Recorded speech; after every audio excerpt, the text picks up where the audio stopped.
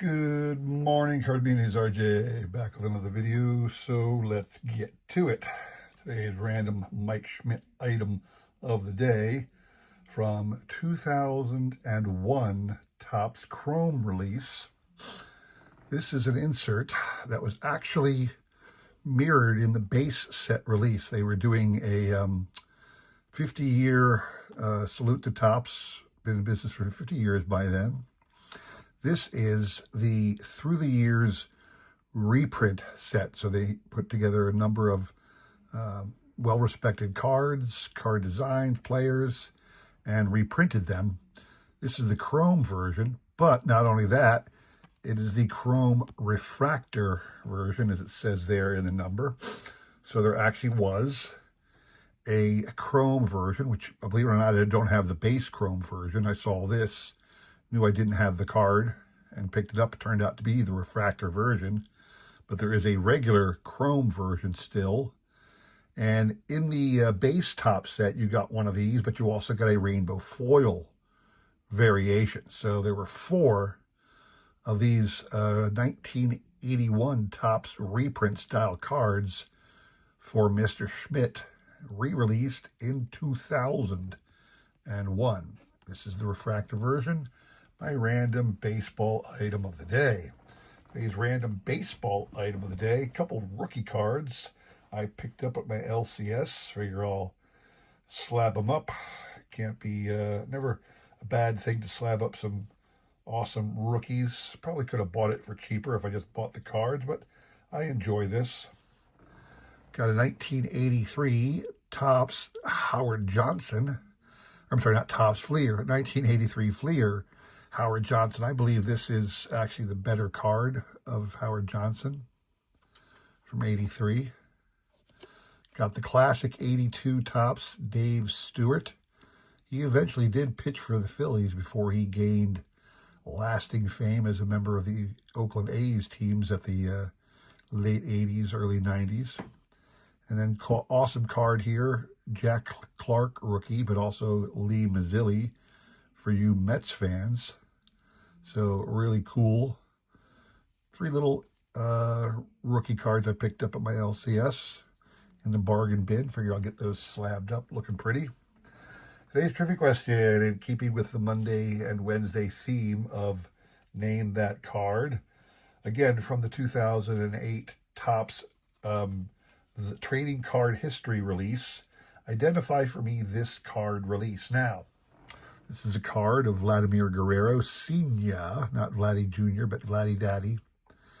And the question I have for you is, what release is this? Now, I'm not going to hold you to the exact year, just get approximate, because if I recall, this particular release looked pretty similar for a couple years in the era when it was released. But you can tell me what product, what brand, what manufacturer, where did this get released, and the approximate year of this card design.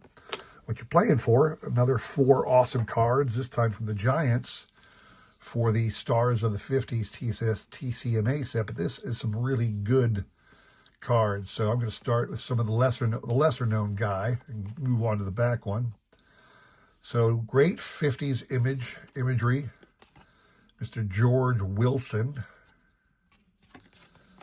This here is an awesome card. If you're a baseball historian, if you're a fan of baseball, odds are you might actually know who this guy is just by looking at him. That is Sal Magley, Sal the Barber, obviously because of the close shave concept of pitching inside and at somebody's head once in a while. Here's an awesome image of Monty Irvin on the Giants, so Hall of Famer Monty Irvin. Really awesome card there. And lastly, this guy needs no introduction if you're a baseball fan. Hall of Fame pitcher Hoyt Wilhelm. So 4 awesome 50s image cards, 2 of them being Hall of Famers, if you can identify that card. And you need to send me an email with the correct answer. I will include my email in the description below, along with a repeat of that question you will have today and tomorrow to answer We will pick a winner on Sunday, all right? Good luck to everybody on that one. Today, quick little showcase.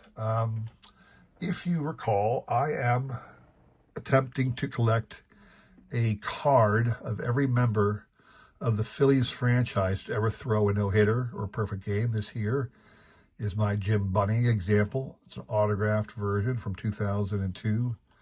It's an insert called Topps Finest Moments. It's from Topps Finest product, obviously.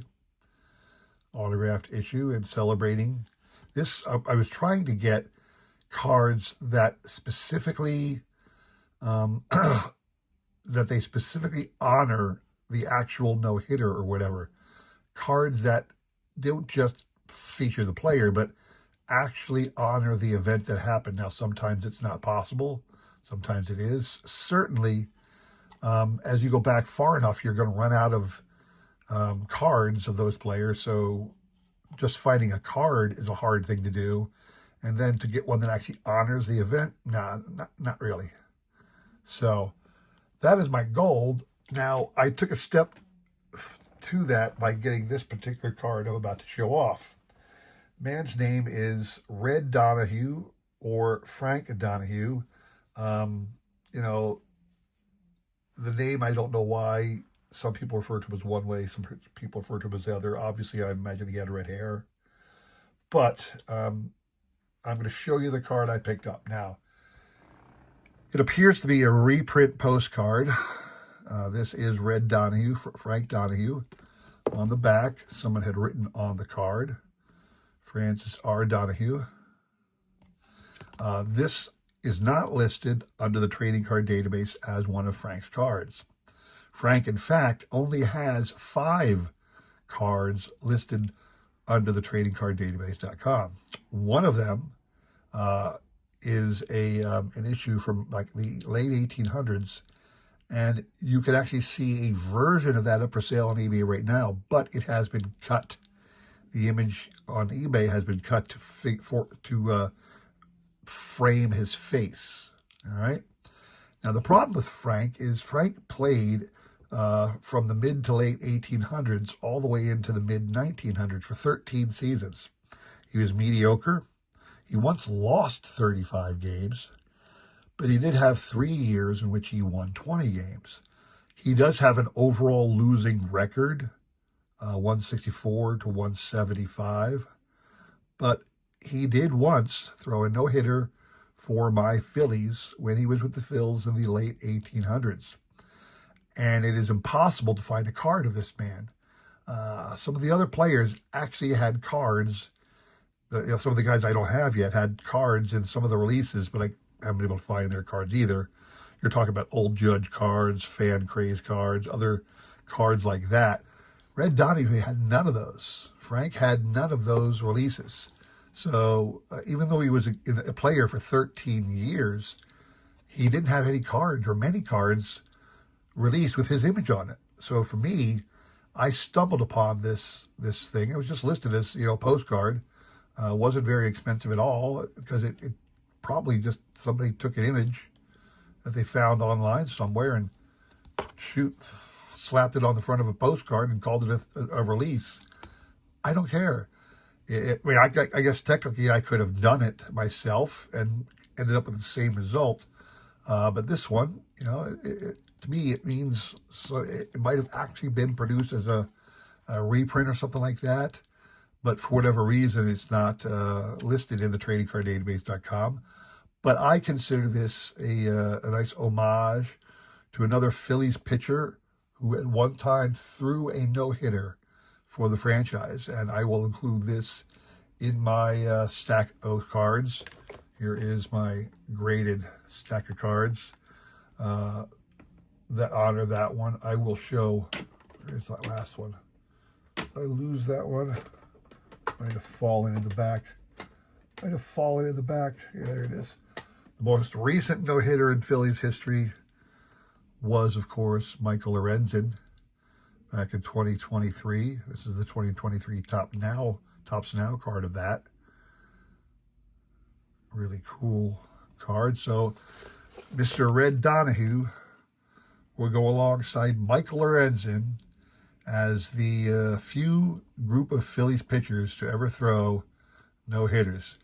That's all I have for you today. I hope you enjoyed that little look-see into Mr. Red Donahue, Frank Donahue.